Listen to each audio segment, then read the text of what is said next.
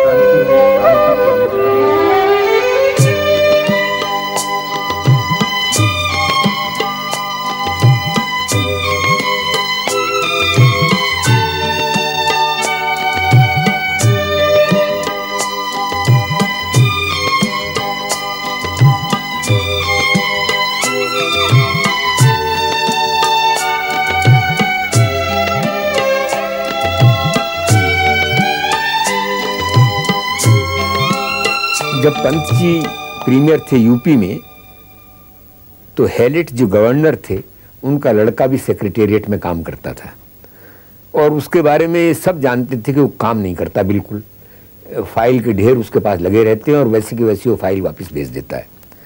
तो पंत जी उससे आजीज आया और एक दिन उसको बुलाया अपने कमरे में और उसको बैठाया और उससे पूछा कि क्या करते हो, क्या तुम्हारी हॉबी हैं, कहाँ तक पढ़े हो।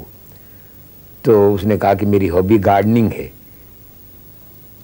मैं बागवानी करता हूँ। तो पंत जी ने कहा कितने माली रखते हो? कहने लगे 3-4 माली मेरे पास हैं। क्या क्या फूल बोते हो, क्या क्या सब्जी बोते हो? तो उसने बताया। फिर पंत जी ने कहा कि वो माली काम करते हैं ठीक से? कि हाँ काम करते हैं। और अगर वो काम न करे तो तुम क्या करोगे, क्या करते हो? तो कहने लगे मैं निकाल देता हूँ उनको। तो पंत जी ने कहा मेरा प्रॉब्लम ये है, मेरी दिक्कत ये है कि मेरे साथ जो काम न कर सके मैं उसको निकाल नहीं सकता। और ये करके कह के उन्होंने मीटिंग बंद कर दी। दूसरे दिन उसका तबादला किसी दूसरे स्टेशन पर कर दिया। तो वो बगैर कुछ सख्त बात कहे जो कहना चाहते थे प्रशासन के बारे में, वो अपने अफसरों से कह दिया करते थे और उसका पूरा असर होता था। तब कानपुर में कपड़ा मजदूरों की बहुत बड़ी हड़ताल हुई। वो हड़ताल करीब 2 महीने चली।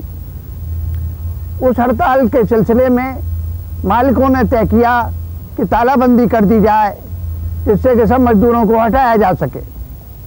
उस समय कोई ऐसे कानून नहीं थे जिनके अंतर्गत मालिकों को रोका जा सकता था, लेकिन पंत जी ने कानपुर के जिला मजिस्ट्रेट के द्वारा तालाबंदी को धारा 144 के अंतर्गत गैरकानूनी कर दिया और ये सूचना दे दी कि अगर मालिक लोग अपने कारखाने बंद करेंगे तो उन्हें जेलों का सामना करना पड़ेगा, ये कानून का उल्लंघन माना जाएगा। जब मालिकों ने देखा कि शासन मजदूरों की सहायता के लिए यहाँ तक तैयार है तो तुरंत समझौता वार्ता हुई, हड़ताल खुल गई, मजदूरों की मांगें मान ली गई। वो एक कॉम्प्लिकेटेड वातावरण में एक अच्छा इशू निकाल ले बगैर किसी को नाराज़ किए, तो ये बहुत बड़ी खूबी थी उनके अंदर। मैंने इतनी बड़ी खूबी के आदमी यानी कम देखे हैं राजनीति में पिछले 50 साल की।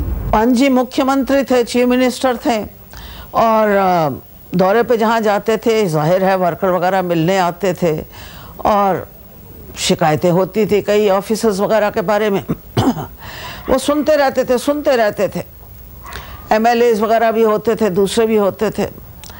और फिर जब चलने का वक्त होता था तो कहते थे हाँ तुम्हारी बात तो ठीक है, मगर ये हमारे शंकर प्रसाद यहाँ चीफ मिनिस्टर लेफ्टिनेंट गवर्नर होकर भी आए थे, ये शंकर प्रसाद नहीं मानता, मैं क्या करूँ।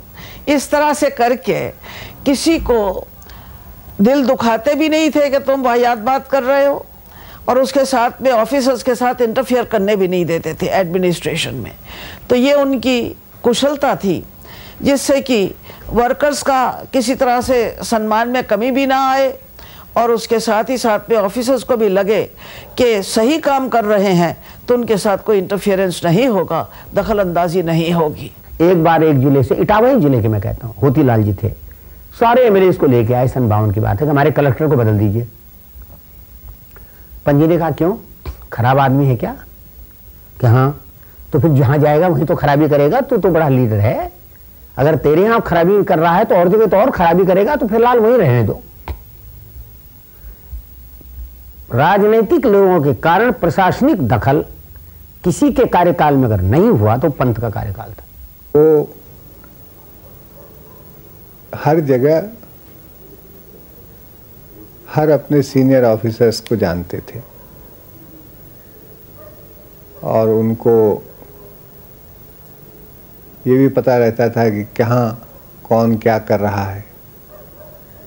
उन सब एमएलएज को ही नहीं बल्कि सब अपने कार्यकर्ताओं को जानते थे, क्योंकि मैं देखता था कि वो सबको नाम से पुकारते हैं, उनके बच्चों के बारे में पूछते हैं और अगर पता चला कोई बीमार है तो उसके यहाँ चले जाते हैं। और मैंने एक किस्सा सुना जो मैं आपको बता सकता हूँ, उसमें बहुत सी चीज़ें आपको मिलेंगी। जब अंग्रेज़ थे सन 37 में, अंग्रेज़ गवर्नर थे, उस वक्त की बात कहते हैं कि एक वो फाइनेंस मिनिस्टर थे पिताजी, तो उस वक्त उन्होंने बजट बनाया। तो बजट बनाते वक्त उन्होंने कुछ आदेश दिए, मगर अंग्रेज़ों की नीति तो दूसरी तरह की थी, तो उनको लगा कि बहुत बड़ा परिवर्तन है, तो उन्होंने उसमें रोकना चाहा। आखिर में गवर्नर तक बात गई, लेकिन गवर्नर फिर मान गए। तो जब 7-8 महीने बीत गए तो सप्लीमेंट्री बजट की बात आई, तो फाइनेंस सेक्रेटरी ने अपने प्रपोजल भेजे, तो उन्होंने फाइल में लिख के भेज दिया कि सप्लीमेंट्री की ज़रूरत नहीं होगी। तो फाइनेंस सेक्रेटरी चीफ सेक्रेटरी के पास गए, गवर्नर के पास गए और आखिर में बात फिर वापस आई उनके पास। तो उनसे उन्होंने कहा कि साहब, हमने बड़ी तहकीकात की है, सारे डिस्ट्रिक्ट मैजिस्ट्रेट्स की रिपोर्ट्स हैं, उसके आधार पर ये सप्लीमेंट्री ग्रांट्स मांगी हैं और आप कहते हैं ज़रूरत नहीं होगी, तो कैसे कहते हैं? तो उन्होंने पेंसिल से लेके उसमें कुछ फिगर्स लिखे और दे दिया कि उन्होंने कहा साल के आखिर में देखेंगे। तो साल के आखिर में जब देखा गया तो सप्लीमेंट्री डिमांड्स की ज़रूरत नहीं पड़ी और जो पेंसिल में उनके फिगर्स थे वो सही निकले। तो इस पर बड़ा अचंभा उनको हुआ, फाइनेंस सेक्रेटरी को और चीफ सेक्रेटरी को। तो पूछने गए उनसे, तो उन्होंने कहा कि मैं हर बड़ी योजना के बारे में जानता हूँ अपने प्रांत में, मैं घूमता रहता हूँ, तुम्हारे अफसर क्या काम कर रहे हैं ये मैं जानता हूँ, मेरे पास जितने कार्यकर्ता आते हैं वो सब बताते हैं और मैं हर एक के बारे में अच्छी तरह जानता हूँ, इसलिए मुझे पता है कि कौन सी योजना कैसी चल रही, कितना उसमें खर्चा हो रहा है। तो इससे एक पूरी पिक्चर उनके माइंड में रहती थी।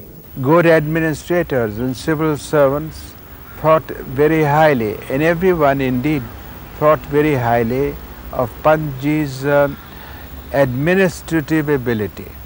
Now, perhaps I may add that one of the reasons why he succeeded as an administrator was his tact and his capacity to see what was wrong and where. If I may put it in the idiom of the Urdu language, दुखती हुई रग को पकड़ लेती थी। पंत जी का व्यवहार अपने साथी जो उनके कांग्रेस के नेता थे उनसे तो था ही, लेकिन जो के सर्विस में थे लोग उनसे भी उनका व्यवहार बहुत अच्छा था और इसीलिए उनको पूरा सहयोग मिलता था लोगों का। उनके प्रति जितने सिविल सर्वेंट्स थे उनकी बड़ी श्रद्धा थी और बहुत अच्छा काम होता था सभी विभागों में। आज़ादी की मशीनरी बड़ी से पहले जो शासन की मशीनरी थी वो बड़ी मजबूत थी, लोहे की जिसे कहते थे, और उसमें बड़ी योग्यता भी थी। ऐसी बात नहीं थी कि वो योग्य लोग नहीं थे आईसीएस वाले, लेकिन उनका ध्येय और लक्ष्य दूसरा था। अब पंत जी आते हैं, उसी शासन उस मशीनरी को तोड़ते नहीं हैं, उसको मिटाते नहीं हैं उसको, बल्कि उस शासन और उस प्रणाली को का उपयोग करते हैं उन दूसरे लक्ष्यों के लिए, दूसरे उद्देश्यों के लिए जो कि आज़ाद भारत को ने अपने सामने रखे थे। It is amazing that anyone should be born an administrator. One learns it. Pant ji was a born administrator. I don't know where he went to school to learn administration, but from the day he became chief minister in UP, he knew how to handle the civil service. And look at the distinguished people who served him as chief secretaries. There was Neil Banerjee, I remember, old ICS. Bholanath Jha, ICS. Bhagwan Sai, ICS. के ज़माने में one time Aditnath Jha also was a very senior ICS officer. A.D. Pandit, he was the first Indian Deputy Commissioner of Lucknow. Pant ji handled them without hurting anyone. There was one secret about his success that I know of. He was never in haste about a decision. I remember his having said this in a joke. अरे भाई देखो, बहुत सी उलझनें तो वक्त से ही सुलझ जाती हैं, तो दिमाग ख़राब करने की क्या ज़रूरत है? And it's true, there are problems which with the passing of time resolve themselves. But he was never in haste. He studied his case very thoroughly. He read the file from page 1 to the last page. He could read it backwards. His noting was perfect. बहुत से ICS officers ने चोटी के मुझसे कहा कि एक व्यक्ति है जिसे हम अपना गुरु मान लेंगे, पंडित गोविंद बल्लभ पंत। वो पहली बात ये थी जो आमतौर से मंत्री नहीं करते, वो अपने विषय का स्वयं अध्ययन भी करते थे। हर फाइल को मुझे बताया गया कि पूरी उनकी पढ़ी रहती थी और किसी ICS ऑफिसर की या किसी ऑफिसर की हिम्मत नहीं थी कि उनके सामने जाए और इधर उधर की बात कर ले। अगर उसने कुछ किया तो स्वयं बता देते थे कि देखो इस फाइल में पहले ये लिखा हुआ है। शुरू में लोगों का प्रयास रहता है। तो ये वो थे जिनको, जो उस समय के सबसे अच्छे सूझबूझ वाले सिविल सर्वेंट जिन्हें अंग्रेज़ों के साथ भी काम किया था, उन्होंने एक नहीं कईयों ने मुझसे ये कहा कि वो इसे मानते थे। फिर एक चीज़ उनकी ख़ास थी कि वो इसको चलाने के लिए व्यक्तियों पर भी बहुत ध्यान देते थे। जैसे उनको मालूम रहता था कि यही नहीं कि कौन कौन कलेक्टर हैं, डिप्टी कमिश्नर हैं, SP हैं, बल्कि ये कौन है, इनका पुराना रिकॉर्ड क्या है, कहाँ से आते हैं। बल्कि एक उनके लिए हंसी में कहा जाता था कि वो जन्म पत्री मिलाते थे। वो बराबर देखते थे कि वहाँ का उस समय जो बहुत महत्व का था कि जो कलेक्टर है और SP है उनके आपस में दोनों मिलकर कैसे चलेंगे। और उसके बाद हर एक को मालूम था कि पंत जी उससे व्यक्तिगत जानते हैं और इसलिए हर आदमी इस कोशिश में रहता था कि मैं अच्छे से अच्छा करूं। और अगर कहीं कुछ गलती होती थी तो अपने ढंग से ऐसी तंबीह करते थे, वो समझ जाता था कि अब ये नहीं होना है। वो एक उनका अपना ढंग था। कह देते थे बड़ी से बड़ी बात, बजाय कुछ उसको ज़्यादा ज़ोर से कहने के, लेकिन वो बहुत बामानी होती थी अर्थ रखती थी। और उसी तरह से वो बराबर, क्योंकि ये चीज़ कम होती है, वो व्यक्ति कौन वहाँ के हालात में, किस क्षेत्र के हालात में वो कैसा कर सकेगा, उसका ज्ञान। और उसके लिए कभी कभी लोगों ने हमसे ये कहा कि शायद उनको एक फ़ायदा था कि उनके पास एक ट्रेमेंडस मेमोरी थी, एक ऐसी याददाश्त थी जो भूलते नहीं थी किसी चीज़ को। तो मेरा तो ये कहना था कि वो तो ईश्वर की कृपा थी, लेकिन एक बात ख़ास मेरे मन में जो रहती थी वो ये है कि वो जो काम है उसमें वो हृदय से, लगन से उसकी तरफ है। जब किसी बात में मन लगा हो तो वो फिर बात दूसरी हो जाती है, उसमें सब चीज़ आ जाती है, याद रहती, उसमें थकान भी नहीं मालूम होती। तो इसलिए वो बराबर उस प्रकार से काम किया। और उन्होंने जो एक सबसे बड़ी खूबी होना चाहिए कि जो साथ में काम करते हों उनसे काम लेना, उसकी बड़ी भारी क्षमता थी। खुद तो आदमी बहुत काम कर लेते हैं, लेकिन खुद के साथ साथ जो लोग काम करने वाले हैं उनको उनसे काम लेने की क्षमता कम होती है। और एडमिनिस्ट्रेशन में ये सबसे बड़ी चीज़ होती है, वो उनमें बहुत ज़बरदस्त थी। और जैसा मैंने कहा कि वो नाराज़गी से भी और साथ साथ प्रेम से बहुत सा काम करा लेते थे। उनके साथ जिन लोगों ने काम किया, मुझे जितने भी मिले, वो उसको भूलते नहीं हैं, बल्कि उनको तो ये तक कहानियाँ सुनाते कि वो उस वक्त हुआ था ये, तो ये पंत जी ने किया था। क्योंकि मुझे अवसर मिला कि जिन लोगों ने उनके साथ काम किया था, उन्होंने मेरे साथ, जब मैं मुख्यमंत्री और मंत्री बना तो मेरे साथ भी काम किया। तो वो अक्सर मुझे बताया करते थे कि पंत जी ने इस मामले में ये किया था, इसमें ये किया था। तो वो मेरे लिए भी, मैं तो एक प्रकार समझता हूँ कि मार्गदर्शक हो जाता था। और गहराई के साथ दिलचस्पी की बात जैसा मैंने कही, कोई प्रश्न उनके लिए छोटा नहीं होता था, कोई जिला छोटा नहीं था, कोई मसला छोटा नहीं था।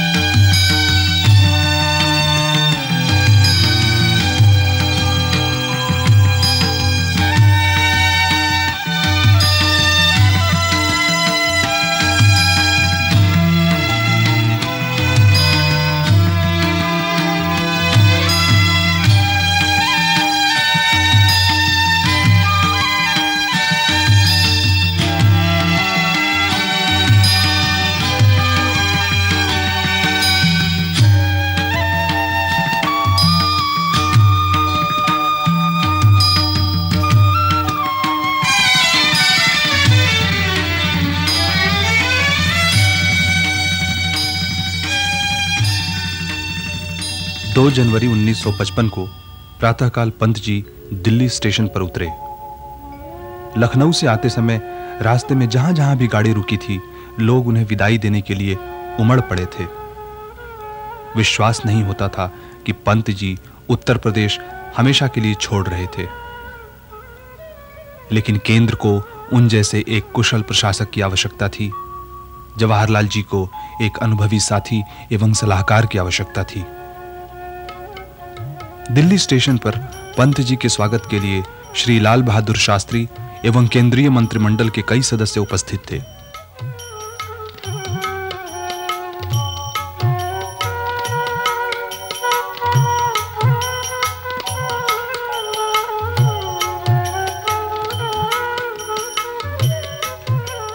स्टेशन से पंत जी सीधे प्रधानमंत्री निवास 3 मूर्ति भवन गए। उनके रहने की व्यवस्था वहीं की गई थी।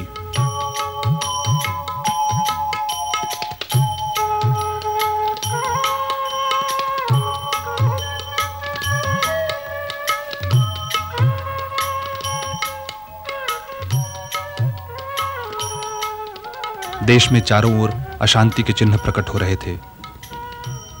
भाषा तथा प्रदेश संबंधी विवादों ने विघटनकारी प्रवृत्तियों को खतरनाक रूप दे दिया था। नेफा का विद्रोही नेता फिजो सरकार के लिए सरदर्द बन गया था। प्रशासन के विभागों में भी परिवर्तन करने की आवश्यकता अनुभव की जा रही थी।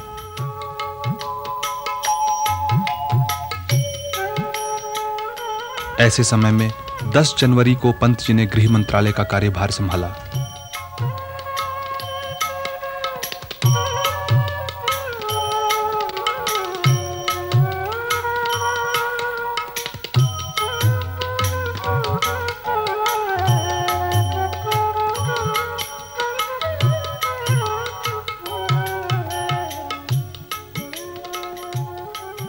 Pant ji was a very strong administrator.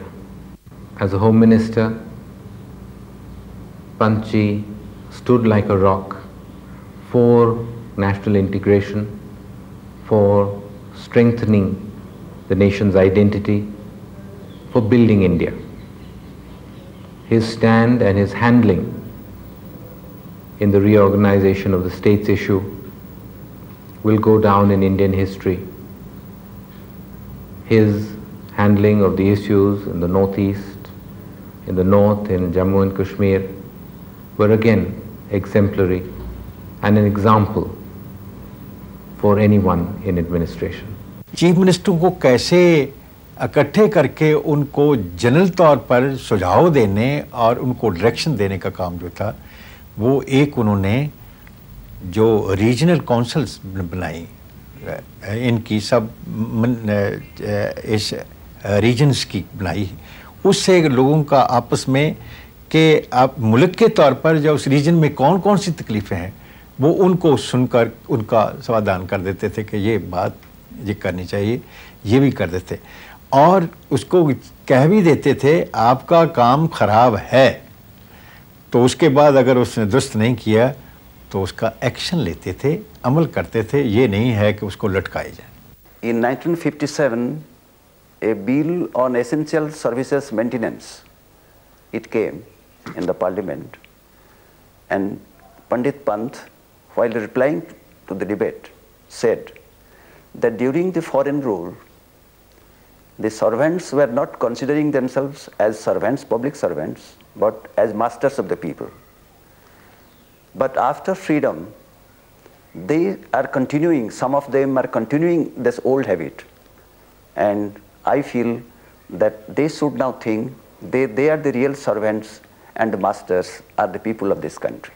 Well, I worked with him from 1956 to the day of his terminal illness in March 61. And I can say with absolute confidence that there was no administrative problem of any kind or magnitude which he did not handle with great sagacity, depth and vision. And there was a strike of central government employees in 1960. He dealt with the problem with patience, with tact, and with a conviction that surely government could always deal with their own staff in a fair and reasonable way. He had all the power, all the influence in the affairs of government. And yet, I can think of no instance in which, in the view he took or the decision he took, his innate sense of fairness, of desire to do the just and fair thing did not prevail.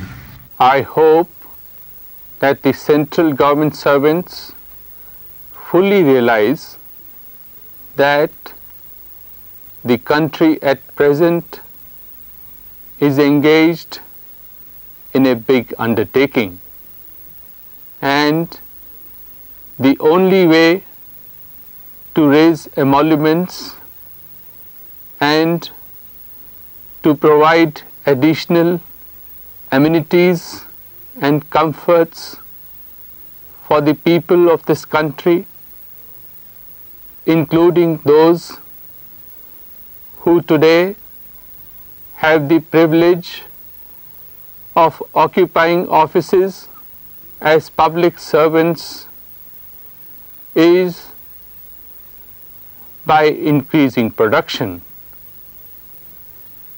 Anything that tends to hamper it, anything that tends to create a deadlock, to paralyze public life, or interferes directly or indirectly with the processes of production, comes in the way of all that the government may like to do for its employees. In fact, there is no one else more interested in the contentment of its employees than government itself.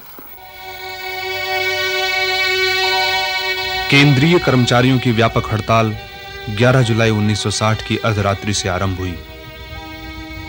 कर्मचारी संघ के नेताओं का कहना था कि सरकार ने द्वितीय आयोग की सिफारिशों को पूर्ण रूप से स्वीकार नहीं किया है और उन्हें जीवन यापन के लिए आवश्यक वेतन नहीं दिया जा रहा।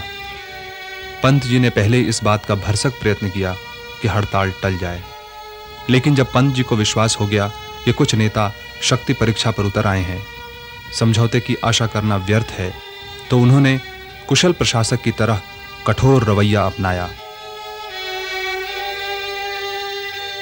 हड़ताल केवल 4 दिन ही चली, लेकिन उसके टूटते ही पंत जी की सारी कठोरता एकदम समाप्त हो गई। वे तत्काल विनम्र हो गए।